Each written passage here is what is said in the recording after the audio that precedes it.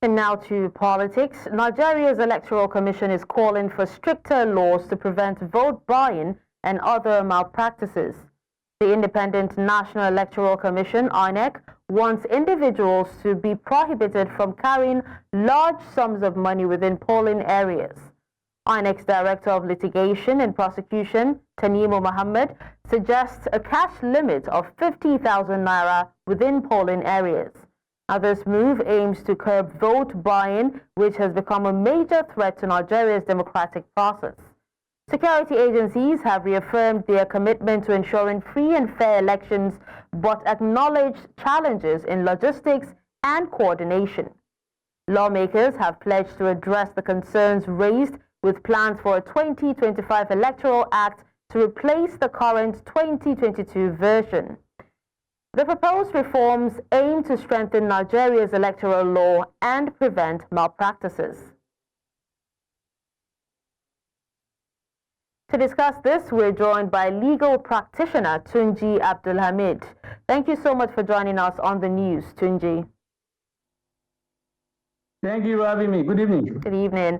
Now, speak to us on the current legal provisions regarding vote buying in Nigeria's electoral laws, and also how effective have they been in curbing the practice? Yeah, I think, let me start from your last question. The effectiveness of it is nothing to write home about.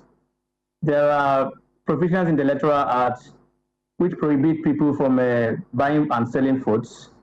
And there are other criminal acts to that effect, which make it an offense or criminal offense for you to either solicit by paying for a vote or by asking for money to buy vote.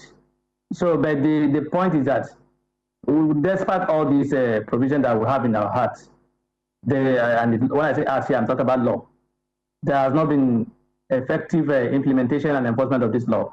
And that's a major problem. And bearing in mind also that vote buying is not something most time people do in the open. They don't even do it most time during the election on the election day. They do it even before or after, or even on the night, or some days before. So it's a difficult thing to fight, and I don't think strict law or whatever will prevent it. I think we should rather focus more on the ensuring proper implementation of the electoral guideline law. If we have if we are truly interested in ensuring quality election, we should rather be thinking of how to ensure that the irregularities and manipulations arising from conduct of election, transmission of results, and collection of results are taken care of. These are the major areas that is causing that I see as clog on the sort of on our election. Tunji, if you can hear me now, if stricter laws cannot prevent vote buying, are there? I know you've mentioned, two, but are there other specific amendments, that would be necessary to strengthen the legal framework around vote buying and also to improve the enforcement? Like I said, vote buying for me is a very difficult thing to fight.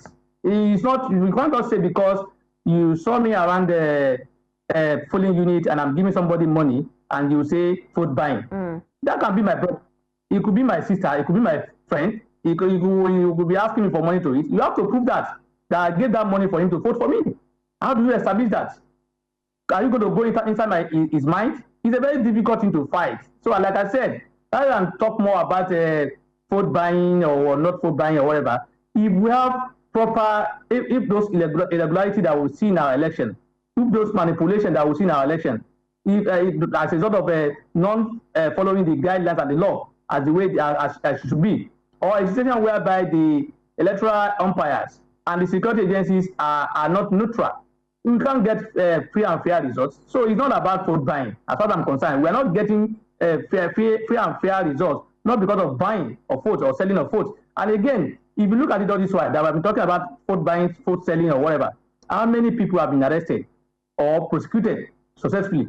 How many major stakeholders who are buying these votes, who are fully engaged in these parties, are in court? Doctors have even been convicted. So for me, the issue of if we are talking about, if we are majoring on this vote buying law or whatever, we are just delaying issue. The major issue is that let's ensure that we fight those irregularity and manipulation in our election. In other words, the INEC officers should be more neutral. The police and security agencies should be more neutral. They should not take side and do things the way it should be done.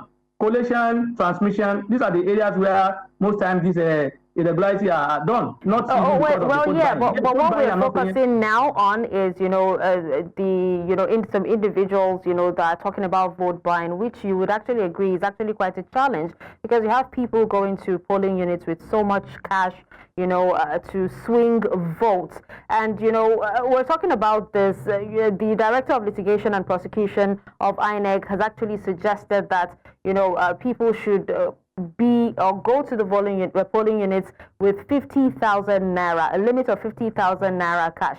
And so many people also seem to think that that is enough money, to give voters in order to swing votes. Now, what we're talking about now is, encompassing all about vote buying at the moment. We understand, your other solutions and how we need to have credible and free and fair elections and all that. But what I want to ask right now is, even at that, 50,000 naira within the polling units, will that be enough to swing votes? That's exactly the point I'm making. That rather than dwell more on people having money in their pocket and buying votes, we should look at things that are not making the election free and fair. And I'm saying to you that legal prosecution officer, or I can't remember this designation again. How many people is in court that is prosecuting for vote buying? How many major stakeholders are in court for him that he is prosecuting? For him to say, look, the number of people who are prosecuting is alarming. So that if this has been caught, maybe probably the result will not go this way. So I wouldn't, until he tells me that, look, we have so large number of people who have been bought for the purpose of buying of vote. How many people 14,000 are bought for election? And like I said, they don't even buy this thing in the open. The fact that some people buy this vote without even coming with any money into the what's it called? They do transfer these days. They do transfer these days. They do so. You cannot accept people are dumb. I'm sorry for that language or adjective. That you see them carry money cover and say you want to be buying food openly with cash and whatever. Those who are even displaying it openly, how many people are in court? Because we've seen some people, we saw videos during the election where people will be talking about that they've collected money from somebody and the money has entered bush. How many people have been arrested? How many people have? So for me, in fact, I don't even want INEC to be more involved in issue of prosecuting people. Let them face the major primary responsibility of election, the election, and that's what I'm talking about. When they ensure that the irregularity we are seeing today in the election, the manipulation we are seeing in the election today are not there, the security are not partial, then we will get the good results. The vote buying will on its way go somewhere else. All right. Well, thank you so much, Tunji. Thank you so much for your time and also for speaking to us on this. Thank you for having me. It's my pleasure to be with you.